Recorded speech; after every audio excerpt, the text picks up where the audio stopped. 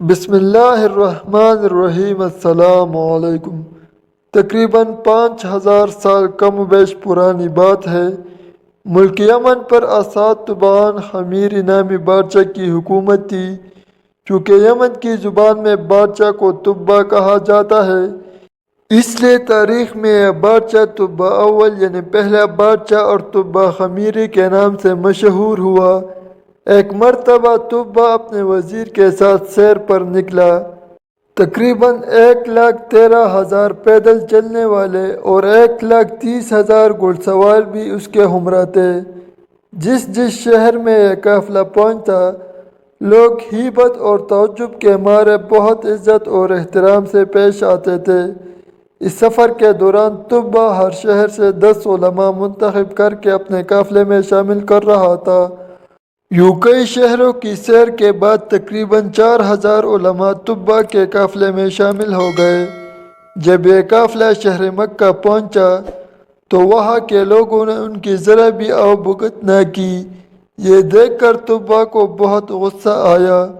اس نے وزیر کو بلا کر اس کی وجہ پوچھی تو وہ بولا، بادشاہ سلامت، یہاں کے لوگ بہت عجیب و غریب ہیں۔ اس شہر میں ایک عمارت ہے جس کا نام کعبہ ہے۔ یہ لوگ اس عمارت میں شیطان اور بتوں کی پوجا کرتے ہیں۔ یہ سب سن کر تبع نے دل ہی دل میں فیصلہ کیا کہ وہ مکہ کے آدمیوں کو قتل کر کے عورتوں اور بچوں کو قیدی بنا لے گا اور ساتھ ہی کعبہ کو بھی گرا دے گا، اور پھر کعبہ کا نام خربہ یعنی ویران جگہ ہو جائے گا۔ خدا کا کرنا یہ ہوا کہ یہ خیال آتے ہی تبع کے سر میں شدید درد شروع ہو گیا، جبکہ اس کی آنکھ، کان، ناک اور منہ سے بدبودار پانی بہنے لگا، جس کی وجہ سے اتنی سڑن پیدا ہو گئی کہ تبع کے پاس ایک لمحہ ٹھہرنا کسی عذاب سے کم نہ تھا۔ وزیر نے طبیبوں، ڈاکٹروں سے مشورہ کیا، مگر کوئی بھی تبع کا علاج دریافت نہ کر سکا۔ طبیبوں کا کہنا تھا کہ یہ کوئی آسمانی معاملہ لگتا ہے جس کو ٹالنا ہمارے بس کی بات نہیں ہے۔ بیماری نے تبع کی نیند اڑا کر رکھ دی تھی کہ اچانک رات کے ایک پہرہ ایک عالم صاحب وزیر کے پاس آئے اور رازداری سے فرمانے لگے، اگر بادشاہ میرے سوال کا سچ سچ جواب دینے کو تیار ہو جائے تو میں اس کا علاج کر سکتا ہوں۔ وزیر نے یہ بات تبع کو بتائی تو وہ فوراً راضی ہو گیا۔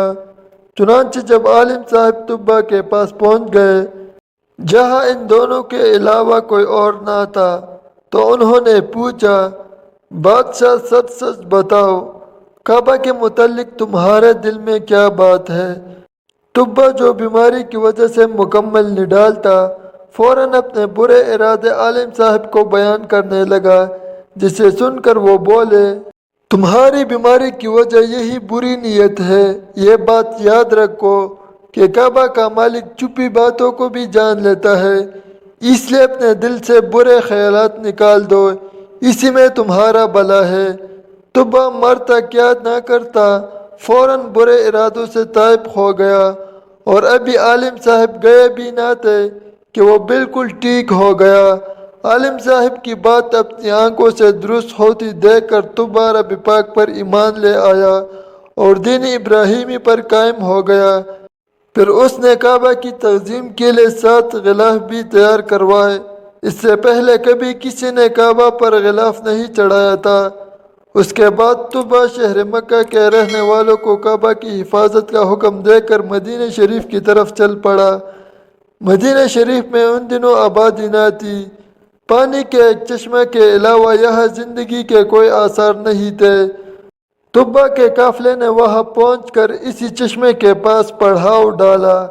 یہاں قیام کے دوران تقریباً 4,000 علماء کا آپس میں ایک مشورہ ہوا، جس کے بعد ان میں سے 400 علماء نے یہ فیصلہ کیا کہ وہ جب تک زندہ ہے کسی قیمت پر اس جگہ یعنی مدینہ طیبہ کی سرزمین کو چھوڑ کر نہیں جائیں گے، چاہے تبع انہیں جلا ڈالے یا مار ڈالے۔ تبع کو یہ بات پتہ چلی تو وہ بہت حیران و پریشان ہوا۔ اس نے وجہ معلوم کرنے کے لیے وزیر کو بھیجا تو علماء نے فرمایا، ایک نبی علیہ السلام تشریف لائیں گے جن کا نام محمد ہوگا۔ ان کی وجہ سے کعبہ اور مدینہ طیبہ کو عزت نصیب ہوگی۔ وہ حق کے امام ہوگے۔ ذوالفقار نام ان کی تلوار ہوگی۔ اونٹنی پر سواری فرمائیں گے۔ منبر پر کھڑے ہو کر لاٹھی ہاتھ میں لیے خطبہ ارشاد فرمائیں گے۔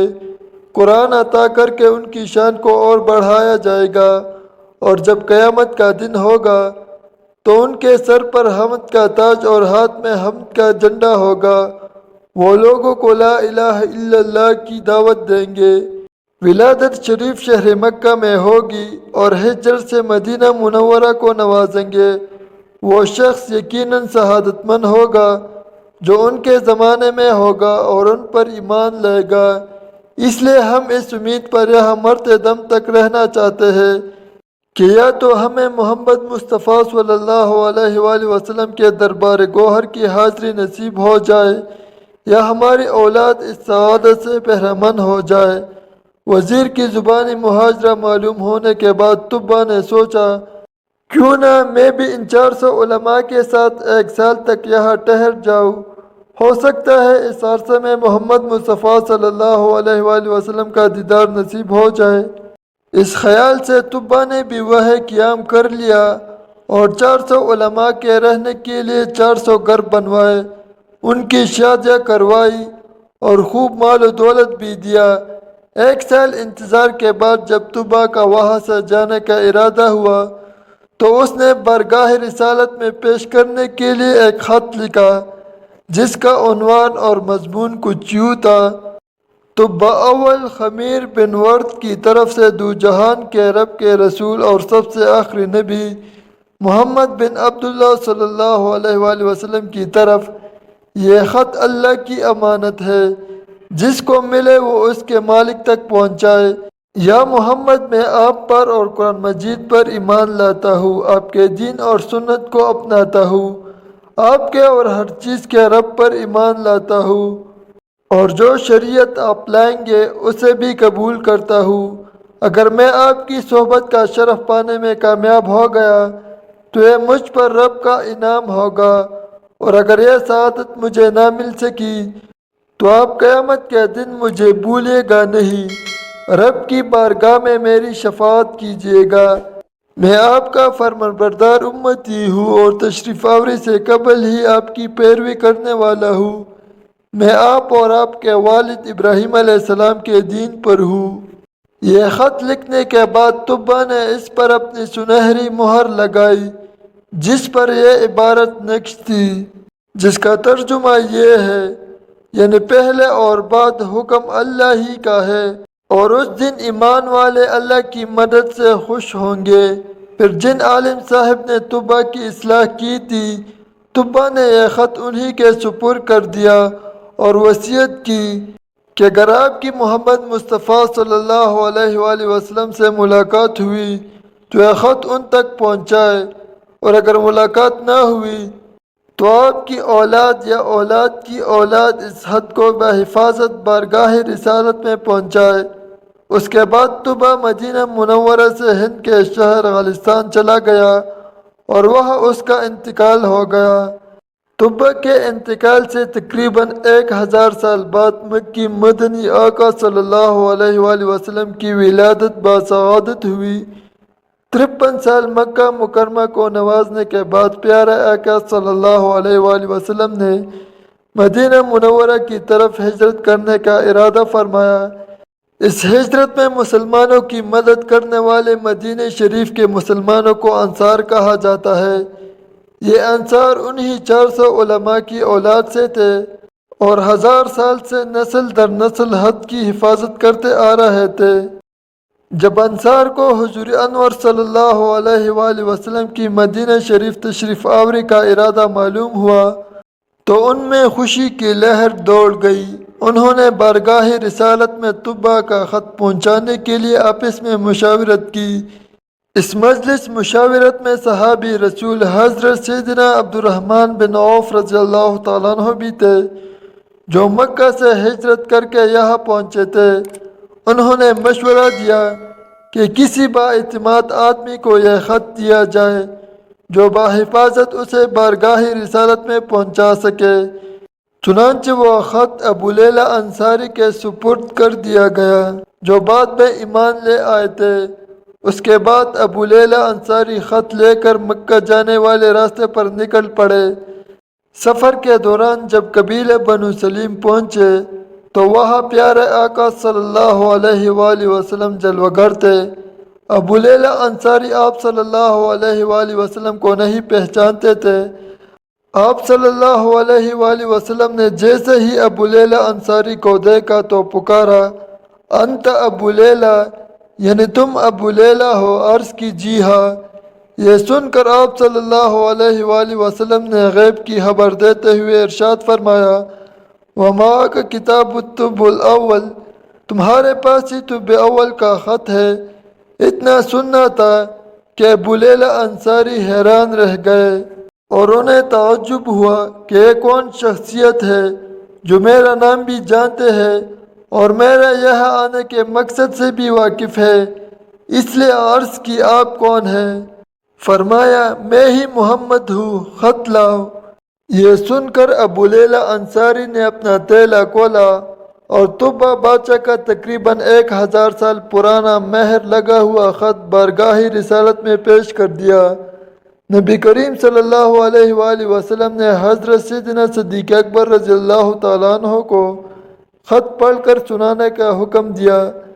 جب خط سنا دیا گیا تو آپ صلی اللہ علیہ وآلہ وسلم نے 3 بار فرمایا، مرحبا بالاخی الصالح، یعنی نیک بھائی کو خوش آمدید، نیک بھائی کو خوش آمدید، نیک بھائی کو خوش آمدید۔ اس کے بعد آپ صلی اللہ علیہ وآلہ وسلم نے ابو لیلہ انصاری کو مدینہ شریف کی طرف لوٹ جانے کا حکم دے دیا۔ ابو لیلہ انصاری جب مدینہ منورہ پہنچے تو انہوں نے بارگاہ رسالت میں خط پہنچانے کی روداد سنائی، جسے سن کر لوگوں نے اپنی استطاعت کے مطابق ابو لیلہ انصاری کو انعام و اکرام سے نوازا۔ اس کے بعد جب مدنی آقا صلی اللہ علیہ وآلہ وسلم نے طلع البدر علینا کی صداؤں میں مدینہ کی سرزمین پر قدم رکھ کر اسے ہمیشہ کے لیے مدینہ طیبہ بنایا تو ہر قبیلہ چاہتا تھا کہ آپ صلی اللہ علیہ وآلہ وسلم ان کے ہاں قیام فرمائے، مگر آپ صلی اللہ علیہ وآلہ وسلم نے فرمایا میری اونٹنی کو چھوڑ دو، جہاں خدا کا حکم ہوگا یہ وہاں رک جائے گی۔ چنانچہ اونٹنی چلتے چلتے صحابی رسول حضرت سیدنا ابو ایوب انصاری رضی اللہ تعالیٰ عنہ کے گھر آ کے رک گئی۔ آپ رضی اللہ تعالیٰ عنہ انہی عالم صاحب کی اولاد میں سے تھے جنہوں نے طبہ کی اصلاح کی تھی، اور آپ کا مکان وہی مکان تھا جو طبہ نے خاص پیارے آقا صلی اللہ علیہ وآلہ وسلم کے لیے بنوایا تھا۔ اللہ تعالی ہم سب کو نیک عمل کرنے کی توفیق عطا فرمائے، آمین۔ ناظرین امید کرتے ہیں کہ آپ کو ہماری ویڈیو پسند آئے ہوگی۔ ویڈیو کو لائک ضرور کریں۔ ملتے ہیں اگلی ویڈیو میں، تب تک کے لیے اللہ حافظ۔